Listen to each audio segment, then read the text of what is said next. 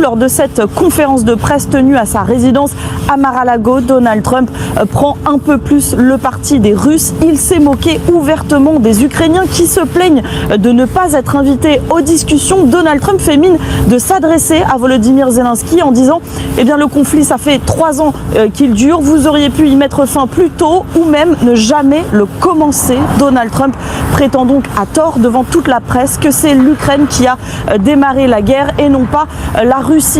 Donald Trump a récemment déclaré que l'Ukraine était responsable de la guerre avec la Russie. Je ne sais pas si vous vous rendez compte, mais depuis que Donald Trump est au pouvoir aux USA, les choses prennent une nouvelle tournure.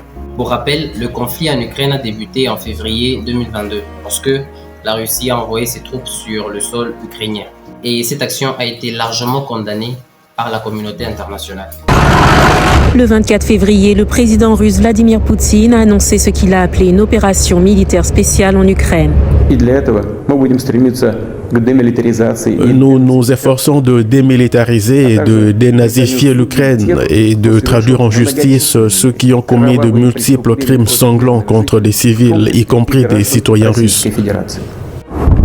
Des explosions ont fait écho à travers Kiev, des chars et des véhicules blindés russes ont commencé à traverser la frontière. Une nation européenne souveraine avait été envahie, déclenchant le pire conflit du continent depuis 1945. L'armée russe a lancé un assaut brutal contre le peuple ukrainien, sans provocation, sans justification, sans nécessité. C'est une attaque préméditée. En voyant ces images, on se rend compte que c'est la Russie qui a attaqué l'Ukraine. En fait, c'est l'Ukraine qui est victime dans cette histoire. Et c'était évident aux yeux de tout le monde. Le nouveau président américain Donald Trump était en conférence de presse en Floride. On lui a posé une question qui lui a poussé à dire ce qu'il pense vraiment de l'Ukraine. J'entends qu'ils sont fâchés de ne pas avoir de siège à la table des négociations, alors qu'ils ont eu un siège pendant 3 ans et bien avant cela. Cela aurait pu se négocier très facilement. Un négociateur débutant aurait pu régler ça il y a des années. Ça fait 3 ans que vous êtes là. Vous auriez dû y mettre fin il y a 3 ans. Vous auriez pu conclure un accord. On a une situation où il n'y a pas eu d'élection en Ukraine, où la loi martiale s'applique en Ukraine et où, je déteste le dire, mais les leaders ne sont soutenus que par 4% de la population.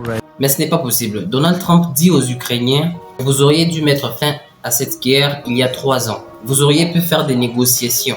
Mais vous n'avez rien fait et vous venez aujourd'hui vous plaindre qu'on ne vous avait pas invité. » Donc le président américain qui affirme clairement que les Ukrainiens n'auraient jamais dû commencer cette guerre. Alors ces déclarations ont suscité plusieurs réactions et selon moi, je pense que le président ukrainien, Zelensky, il a quand même vu venir cette réaction de Trump. Pourquoi? Parce que Trump n'était pas d'accord avec toute l'aide que les États-Unis d'Amérique donnaient à l'Ukraine. Alors, dans cette histoire, je pense qu'il y a 2 leçons à en tirer. La première leçon, c'est qu'on doit tous savoir que l'humain est imprévisible.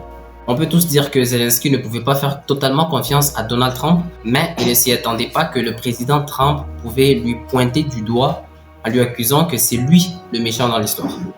Alors la deuxième leçon qu'on peut en tirer, c'est de ne jamais espérer un humain, parce qu'il peut changer à tout moment.